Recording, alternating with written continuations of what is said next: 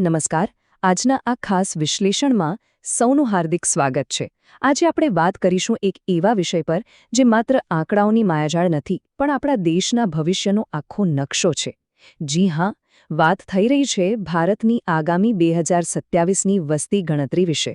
આ કોઈ રૂટીન સરકારી કામગીરી નથી હો. આ તો એક એવું પ્રચંડ ઓપરેશન છે જેની કલ્પના કરવી પણ રોમાંચક છે. તો ચાલો આખી પ્રક્રિયાને એકદમ સરળ ભાષામાં ડીકોડ કરીએ. આંકડો સાંભળજો, 30 લાખ. બિલકુલ સાચું સાંભળ્યું. આ કોઈ નાનો સૂનો આંકડો નથી. ભારતની આ વસ્તી ગણતરીની આખી સિસ્ટમ ચલાવવા માટે સરકારને પૂરા 30 લાખ કર્મચારીઓની ફોજ જોઈશે. જરા વિચારો, આટલા બધા લોકોને એકઠા કરવા, તેમને ટ્રેનિંગ આપવી અને આખા દેશમાં તૈનાત કરવા, આ પોતાનામાં જ એક ઐતિહાસિક સિદ્ધિ હશે. આ એક જ આંકડો બતાવી દે છે કે આ ઓપરેશન ખરેખર કેટલું વિશાળ છે. તો આખી પ્રક્રિયા આગળ કેવી રીતે વધશે? અહીં આપણો આજનો એજન્ડા છે. 1. વસ્તી ગણતરી એટલે કે એક મહાઅભિયાન. 2. કોણ કરશે આ કામગીરી? 3. 2 તબક્કામાં વસ્તી ગણતરી. 4. પ્રથમ સંપૂર્ણ ડિજિટલ ગણતરી.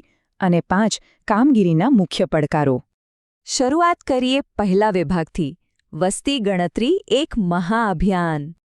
હવે આને માત્ર એક સાદું ફોર્મ ભરવાની કવાયત સમજવાની ભૂલ ન કરતા.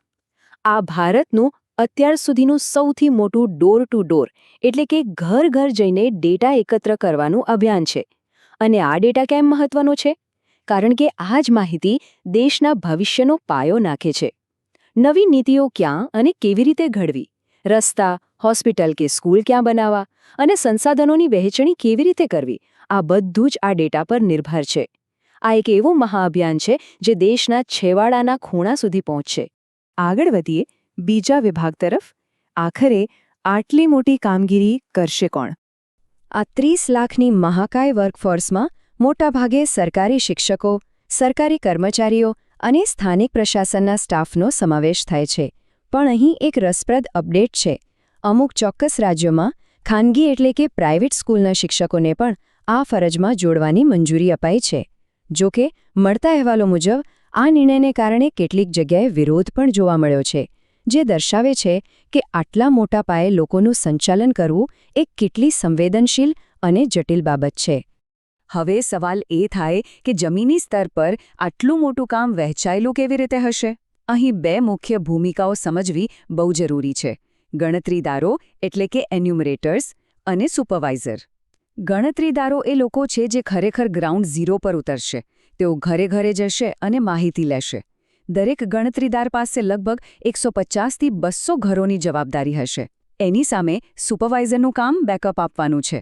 તેઓ આ ગણતરીદારોને માર્ગદર્શન આપશે, એકત્ર થયેલા ડેટાનું ક્રોસ ચેકિંગ કરશે અને જો કોઈ ભૂલ રહી ગઈ હોય તો તેને સુધારીને ફાઇનલ રિપોર્ટ તૈયાર કરશે. ટૂંકમાં કહીએ તો આ એક શાનદાર ટીમવર્ક હશે. આવીએ ત્રીજા વિભાગ પર. 2 તબક્કામાં વસ્તી ગણતરી. આટલા મોટા હાથીને એક બટકામાં તો ન ખાઈ શકાય, બરાબર ને? એટલે જ સરકારે આ કામને 2 વ્યવસ્થિત તબક્કામાં વહેંચી દીધું છે. પહેલો તબક્કો વર્ષ 2026માં શરૂ થશે, જેને હાઉસ લિસ્ટિંગ કહે છે. આમાં માત્ર ઘરોની જ માહિતી લેવાશે, જેમ કે ઘર પાકું છે કે કાચું, પીવાનું પાણી ક્યાંથી આવે છે, ઘરમાં વીજળી કે ઇન્ટરનેટ છે કે નહીં, બસ આટલું.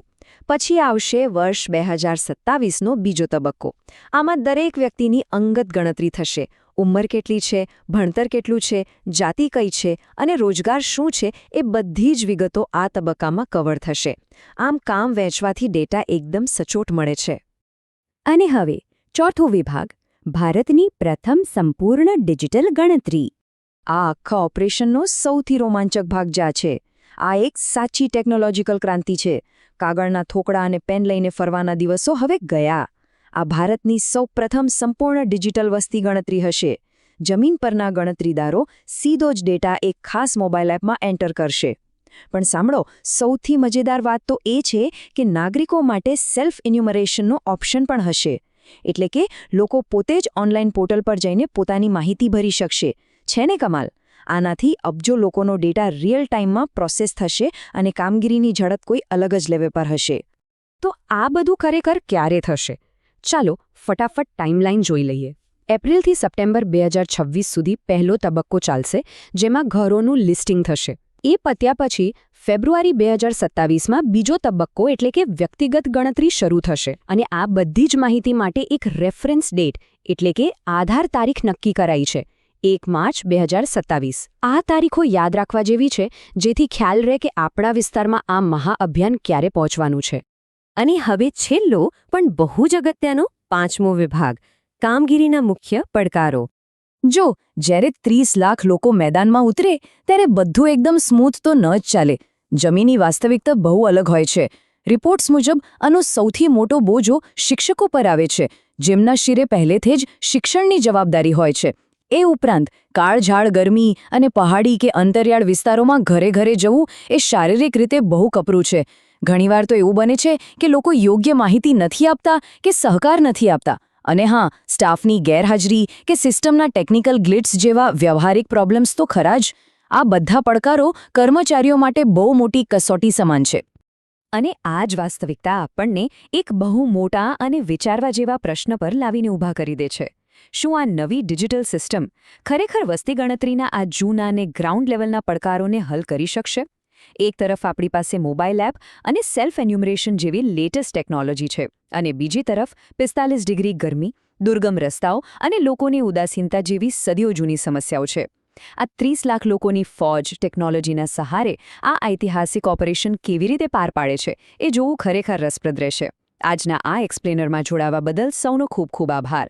આશા છે કે આ મહાઅભિયાનનું ચિત્ર હવે એકદમ ક્લિયર થઈ ગયું હશે. આવા જ રસપ્રદ અને માહિતીસભર વિશ્લેષણ માટે જોડાયેલા રહો.